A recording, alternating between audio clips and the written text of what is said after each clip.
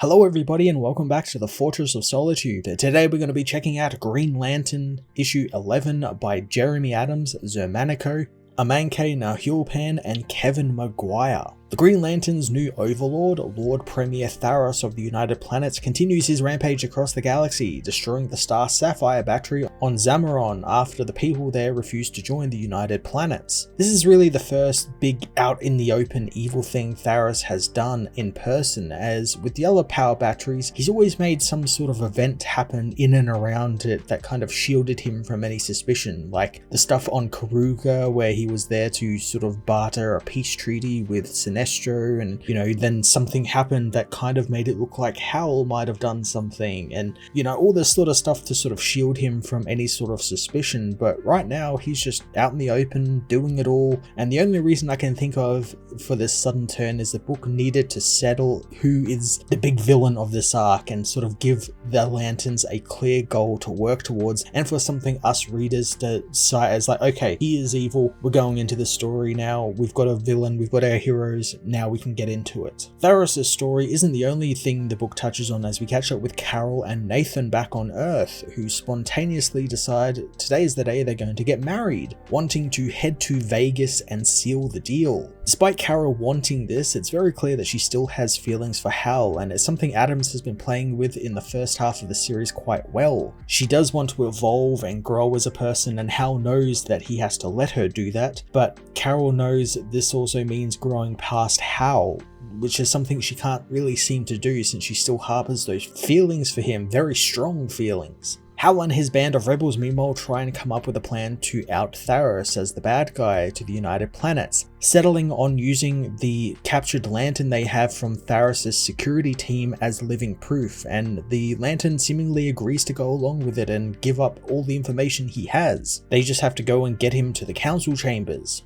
Hal manages to get there and reveal Tharros' plans to the rest of the United Council, using the Lantern, who tells the Council that Tharros planned on annexing every viable planet into the United Planets and sort of unite them in security and, a safe and secure sort of United Planets. That was his end goal, more or less, with him as sort of the one and only leader of it all. This is where the twist kicks in, as Tharros reveals that this was all part of his plan and he knew Hal and the others would come here, which is why he sent Lanterns out to deal with Salak and the others who were left back at the base with Kyle, something that he foresaw thanks to the Unseeing showing him at the end of the last issue. It's also revealed that the entire United Planets Council has been replaced by Durlans, which is Tharros' species who can shapeshift, and now he has full control of the United Planets. So Hal's mission doesn't seemingly work. This has really great echoes of one of my favorite episodes of Star Trek The Next Generation. It's an episode called Conspiracy, where most of Starfleet Command is infiltrated by shape-shifting alien parasites, and a small group from the Enterprise has to fight back against them. It's a fun twist to Hal's part of the story, now that he's just, one guy, one small group of people working against, these insurmountable odds, which is something Hal has done many times before. And I always am really excited by it. I'm very much looking forward to seeing where this takes Hal, especially because we now have that added concept where he now can kind of make Green Lantern rings himself back on Earth thanks to the tree Tom made, where it has the power battery inside of Earth now. So I'm very much looking forward to seeing how they use that to sort of shore up their side of this big battle that's about to begin. The plan to take the United Planets is actually kind of interesting as well, since it's really set up very well, especially in this issue, where if you are familiar with the United Planets, it's all made up of races who at one point or another in just the last few years had been fighting each other or had been war with one another at some point in their history. So there was a lot of animosity between them, so them coming together was like a big thing. But that was also a big part of the problem, because they were still very much suspicious of one another. So one little thing like this could cause the whole thing to topple, and that's what Hal and the Lanterns are really worried about. And I'm intrigued to see how that sort of political angle will play into this story? Will the United Planets end up getting destroyed because of this, because of Tharros' doing? And if that happens, then what is going to replace it, or what will happen if it does? Will it just be all out intergalactic war, or what will happen with it? There's so many big implications just from this one issue, and I'm excited to get into it. While that's really all cool and I'm really excited about that, there is still some stories that are kind of languishing there in the background, most notably the emotional spectrum stories, since all across this entire story, these 10 issues, we've been told in the background of scenes and in various scenes that something is going wrong with the emotional spectrum. Something is plaguing the emotional spectrum, and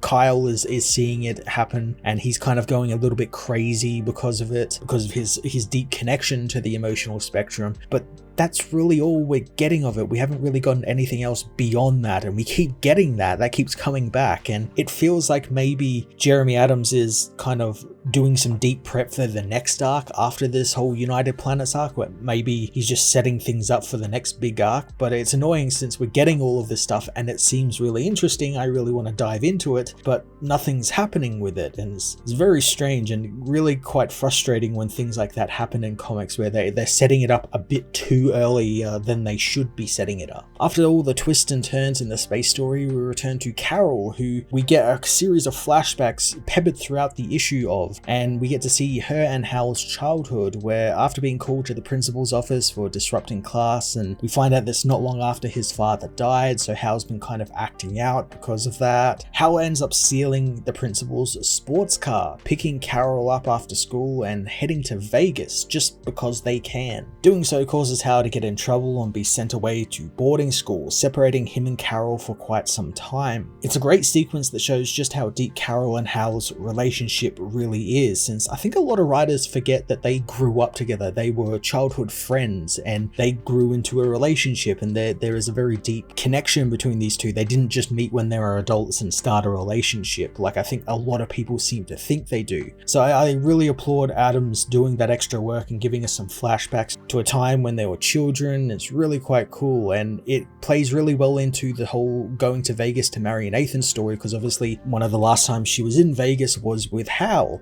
so it brings back a lot of emotions for her and what she feels against Hal. And it's a great set of sequences. We get to see them go to the Chapel of Solitude, a Superman themed venue run by the Church of Krypton, and it's during this ceremony that something surprising happens, and Carol is bestowed another star sapphire ring, one that comes to her thanks to her immense love for Hal, since the Star Sapphire ring runs on the emotion of love. It's about time that Carol got the ring back and can join Hal on his adventures, and I'm looking forward to her getting involved in the larger story in space. I also have to wonder what this means for Nathan, since while he hasn't really had all that much character development, he has actually been involved in the story. He was involved in the Sinestro part of the story, where he actually helped Hal defeat the drones Sinestro had taken over. So he's not just there as, you know, someone Hal has to defeat, quote unquote, to win back Carol. He's there, he has a point in the story. So I'm wondering if he's just going to be either written out or like what's going to happen to him. And I think it would be really cool if he gets to tag along as well and kind of learn that Hal is the Green Lantern, because he doesn't actually know Hal is the Green Lantern. Hal's got a secret identity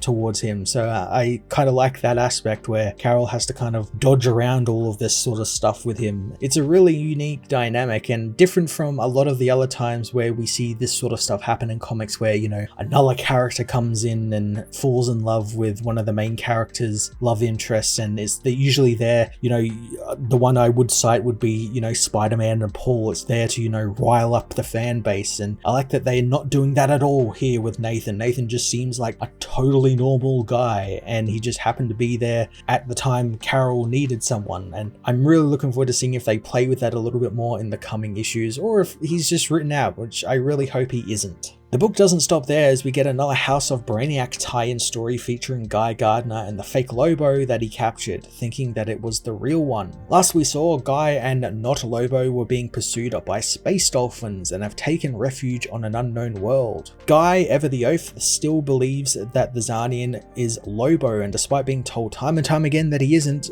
he still wants to take the being into the United Planets. So something I really noticed in this issue, and I'm sure it's done on purpose, is that this Not Lobo seems to be messing with Guy a fair bit, since in that first tie-in spot, he was the one who called the dolphins, he whistled, and it looked like he did that on purpose. And now he's kind of, you know, playing the fact that, oh, I didn't do that on purpose, and Guy kind of picked up on that. But then in this issue, when Guy goes to call the United Planets, he reroutes the call to the bounty center on Garland 12, because as it turns out, Lobo has quite the large bounty on his head, and this guy is seemingly Lobo, at least according to Guy. So when Guy makes the call and says that he has Lobo, it brings down almost every bounty hunter, or every big bounty hunter in the galaxy, to look for them. And we get some familiar faces like Bolfunga the Unrelenting, the Alan Moore creation who was a big part of Robert Vendetti's Green Lantern book. I really like this idea that there's this guy who's a lot smarter than Guy, and he's kind of messing around with Guy a little bit and taking him for the fool he really is. It get a really great Midnight Run sort of feel to it. If you've ever seen that film, you'll know what I'm talking about. This sort of like no nonsense cop has to transport this very smart, if a little naive, mob accountant across the country, and it's very much similar to that, as sort of buddy cop sort of dynamic going on here. And I really like Jeremy Adams leaning so far into it across this issue. It's also really interesting because this is a tie into House of BRAINIAC, which so far in its main parts has been quite serious. It's been, you know, pretty heavy on what it's doing with its themes and everything. And this is just kind of like, you know, that fun buddy cop comedy that you wouldn't usually see in a big time event like that. And I really applaud them for doing that, for putting a bit of comedy, bit of levity in one of the tie-ins, so you can kind of have a bit of fun with it. So with the bounty hunters turning up, it looks like they're going to get into a big fight with Guy and not Lobo, but that's not the case, as Brainiac ends up tracking down not Lobo and mistaking him for Lobo, or at least another Czarnian, and kidnapping him again, transporting him and Guy to a prison, most assuredly on the Skull ship, where a dozen other Czarnians are living as well. This is a very big deal, since it basically means that Guy and this not Lobo are going to get involved in the main plot of House of BRAINIAC, at least if they're getting, you know, taken by Brainiac, and it's implied that they are taken into a prison which would no doubtably be on the Skull ship. So they're, you know, in the vicinity of the main storyline, which is quite cool, and I'd like to see him getting involved in the other Superman books and being there, not knowing what the hell is going on. You know, Guy is one of the most volatile Green Lanterns, so it'd be interesting to see him go up against Brainiac and have to deal with Brainiac, and then also have Superman having to deal with Guy being there, not knowing what's going on. Could lead to some pretty funny, you know, interactions in an event that has been up until now quite serious. Green Lantern issue 11 was another really fun issue that expanded upon the story of the United Planets and what Tharros' endgame is. The highlight of the issue, however, was Carol's story, and how we got a great deal of backstory between her and Hal, and just how deep their love is for one another, and how it affects her current relationship with Nathan, and has some pretty big implications there at the end when she becomes a Star Sapphire again. And that's something I'm very much looking forward to, since now she's finally getting involved in the larger space story of the book, and it's something that's been a long time coming, and very much looking forward to it. I'm going to give this issue a 9 out of 10.